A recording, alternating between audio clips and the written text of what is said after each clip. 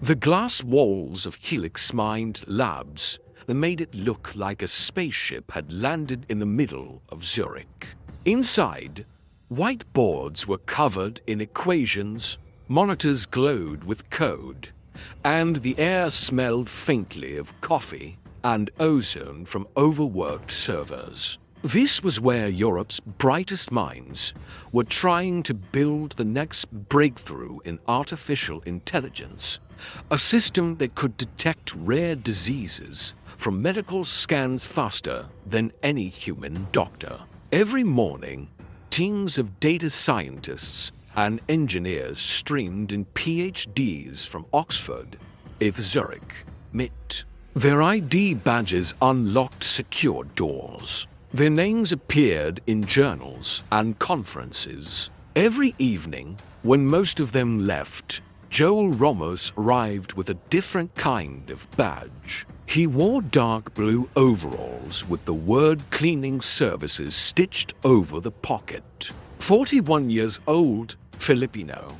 He pushed a cart loaded with mops, rags, and bottles of disinfectant. His job was to empty bins, wipe desks, and make sure the expensive equipment didn't sit in dust. No one knew that 10 years earlier, back in the Philippines, Joel had been halfway through an engineering degree when his father got sick, and his younger siblings needed tuition. He dropped out, took whatever work he could, and eventually followed the route so many Filipinos took: overseas. He had not touched formal math in years, but his brain hadn't forgotten the joy of patterns. One Tuesday evening, as the winter sky turned dark outside, Joel swept the floor of the main research room. A cluster of scientists still argued around a table. Their voice is low but sharp. It collapses on the rare classes every single time, a woman with short blonde hair said, rubbing her temples. "We fix the overfitting, then the sensitivity drops. We've tried every architecture." Another replied, "Transformers, CNs, ensemble methods. The false negatives stay too high. We're missing early tumors. Regulators will never approve this." On a nearby monitor, Joel saw grids of blurry black and white images, medical scans. Though he didn't know the terminology, red and green boxes flickered over them as the model tried to label what was healthy and what was dangerous. He had no idea what transformers or ensemble methods meant, but he understood the frustration in their voices. It was the same tone nurses used on the phone with his mother when they struggled to explain test results. As he emptied a bin near the whiteboard, his eyes drifted over the scribbles. There were charts showing how often the AI got images right or wrong, with thin bars representing rare cases. "All our data is skewed," someone said. "We have thousands of normal scans, but very few rare disease images. The model is just playing the odds." Joel paused. In his own way, he knew something about skewed data. Back home, his neighborhood had one internet cafe with a dozen computers. The owner had printed a schedule to divide time fairly, but there were always more kids than slots. Joel used to help redesign the schedule to make sure everyone got a chance. Just because a kid was rarely there didn't mean they should be ignored. He hesitated, then spoke, almost to himself. "In the Philippines," he said softly, "we have a saying, hindi pork madalas, tama na. Minsan yung madalang ang mas mahalaga." Just because something happens often doesn't mean it's enough. Sometimes the rare thing matters more. The scientists turned, surprised. They hadn't noticed he was still near the board. "Sorry, Joel said quickly, "Just talking to myself." The blonde researcher, Dr. Anna Fisher, gave a small, polite smile. "It's okay," she said, assuming he hadn't really understood their problem. One of her colleagues, a tall man with a beard, glanced at Joel's uniform and smirked. "We're not teaching statistical weighting to the cleaning staff today," he joked under his breath. "We're the ones missing something, not the mop." A couple of tired laughs followed. Joel flushed, nodded, and wheeled his cart away without another word. He had learned long ago not to push when people decided what you were based on your clothes. But as he moved down the hall, the idea stuck in his head like a grain of sand. They are treating the rare cases like noise. But in medicine, the rare ones are the whole point. What if the system was simply learning the wrong priorities? That night, after his shift, Joel sat in his small rented room, laptop balanced on his knees. The computer was old, a second-hand model he'd bought mainly to video call his family. Its fan whined when he opened more than a few browser tabs. Still, it worked. He typed imbalanced dataset machine learning simple explanation into the search bar. Articles popped up, some full of jargon, some surprisingly clear. He watched videos about how, when one class of data is rare, standard training can make models ignore it. He saw terms like class weighting, oversampling, smoked. He made notes in a battered notebook, the same one where he kept grocery lists and price conversions from Swiss francs to pesos. He didn't expect to solve their billion-euro problem. He just hated seeing patterns ignored. Over the next week, his curiosity became a quiet obsession. Between mopping floors and wiping screens, his eyes kept drifting back to their charts. He noticed something. They had tried many model types, but one small line on the board, the part where they adjusted how much each mistake hurt the training, barely changed. They were changing the engine without touching the steering. One particularly late night, when most of the staff had gone home and only a few screens glowed, Joel found himself alone near an unused terminal. A statistical chart was frozen on it from the day's work. Without thinking too much, he sat down. He didn't access anything secure. He wouldn't risk his job. But he opened a blank spreadsheet and sketched out, from memory, what their class frequencies looked like. Thousands of normal examples, dozens of rare disease ones. Then he wrote a simple line: if we punish the AI more when it misses rare cases, we'd stop treating them as background. He scribbled possible weight values in his notebook, just like he'd once scribbled which neighborhood kids needed more time on the internet cafe. Computers, because they rarely got a chance. He went home, tired and slightly ashamed of himself. What am I doing? He thought. These people studied for years. I cleaned floors. A few days later, his chance came in a way he didn't expect. Helix Mind Labs held a cross-team ideas day every month.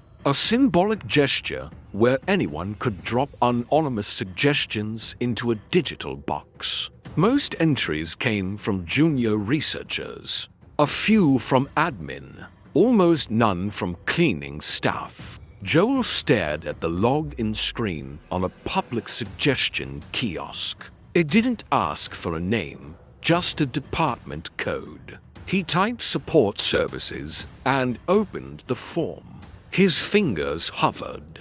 Then he began to write. He didn't lecture or pretend to be an expert. He simply described what he had seen as patterns. I noticed the charts show many normal images and few rare ones. When I used to schedule computers back home, if I treated the kids who came every day the same as the ones who came once a week, the same kids got all the time. We started giving extra points to the rare visitors so the system would notice them. Maybe your model could care more when it misses a rare case, so it stops acting like they don't matter. He ended with, "If this is stupid, please ignore." I just felt sad when I heard that missing rare cases is normal. Then he hit send. He expected nothing. A week later, Dr. Anna Fisher sat in front of a screen, scanning the Ideas Day inbox. Most suggestions were predictable. Better coffee, more flexible hours, a new gym. Then one entry caught her eye. Department, Support Services. She read it once, then again. It was simple, almost naive, but it dug at something she knew they hadn't fully tackled. How they were weighting errors during training. The rare visitors get extra points, so the system notices them, she murmured. We're treating every mistake as equal, but clinically, missing a tumor is worse than a false alarm. She printed the idea, crossing out the department tag, and took it to the next technical meeting. Who wrote that? The bearded colleague asked, frowning. Support staff, Anna said. Anonymous. Doesn't matter who. The question is, did we really try this? They hadn't. Not properly. They'd done a few basic tweaks, then moved on. For the next 2 weeks, the team ran a focused experiment, aggressively weighting rare disease misses higher, training the model to treat those mistakes as far more serious than others. They combined that with some smarter sampling of rare cases. To everyone's surprise and a few people's discomfort, performance changed. The AI became more cautious with positives, but its sensitivity to rare diseases shot up without tanking overall accuracy. On test data, it started catching nearly all of the critical cases they had been missing, with only a reasonable increase in false alarms that doctors could handle. The breakthrough wasn't a magic trick. It was a shift in how the system valued different outcomes. A simple idea, properly applied, in a place where no one had wanted to look. At the next all-hands meeting, the lab director stepped onto the stage in front of employees from every department, researchers, admin, IT, cleaning staff lined up at the back. As you know, she said, we have been stuck for months on sensitivity to rare cases. 2 weeks ago, a suggestion came in through our anonymous channel that pushed us to rethink how we train our model. She explained the change in plain language. How treating misses on rare diseases as more serious mistakes during training had forced the AI to pay attention. How that bump in performance might move them closer to real-world approval. And the suggestion, she continued, did not come from a PhD or a senior engineer or even from the AI team. She scanned the room. It came from our cleaning department. There was a murmur. Scientist heads turned. Support staff shifted awkwardly. We didn't know who, because it was anonymous, she said. But the phrasing and the example about scheduling computers for kids sounded familiar to one of our managers. She looked to the side of the stage. Joel Ramos, she called, could you please come up here? Every eye followed the blue overalls as Joel froze, then slowly walked down the aisle, heart pounding. He felt more exposed than he ever had in his life. On stage, the director handed him the microphone. "You saw a pattern we ignored," she said. "You saw that rare cases were being treated like noise. You didn't give us formulas. You gave us a question that forced us to fix our blind spot." The bearded scientist from before stood at the back, face red. "I am sorry," the director said, "so everyone could hear, that we created an environment where someone like you thought your idea might be stupid. It wasn't. It was exactly the kind of thinking we pay a lot of money for." Scattered applause grew into a wave. Some scientists clapped slowly at first, then more strongly, recognizing what this meant not just for the model, but for their own ego. Joel's hands trembled. "I just thought of the kids back home," he said into the mic, "and my Tay's test results. Rare doesn't mean less important." After the meeting, they didn't make him a genius overnight or hand him a PhD. Reality doesn't work like that. But they did something almost as important. They offered him a part-time role assisting with data labeling and user feedback, alongside his cleaning job, with training built in. It was a small step for the lab. It was enormous for him. When a short clip of the director's speech leaked online, breakthrough idea came from Filipino Janitor. Social media did what it always does. Some people rolled their eyes. Others, more quietly, saved the video. In a call home that weekend, Joel's mother asked why he sounded different. "They listened to me at work," he said, struggling to explain. "Not just yes, sir, I'll mop there. They listened to my idea." She choked up. "Anik," she said, "we always knew your brain didn't stay in the mop. In Cebu, in Quezon City, in OFW dorms in Dubai and Hong Kong, people shared the story and tagged each other.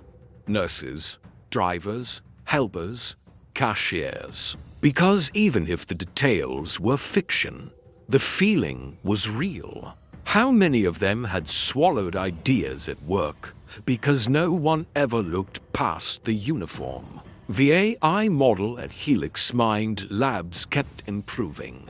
Papers were written, awards were won.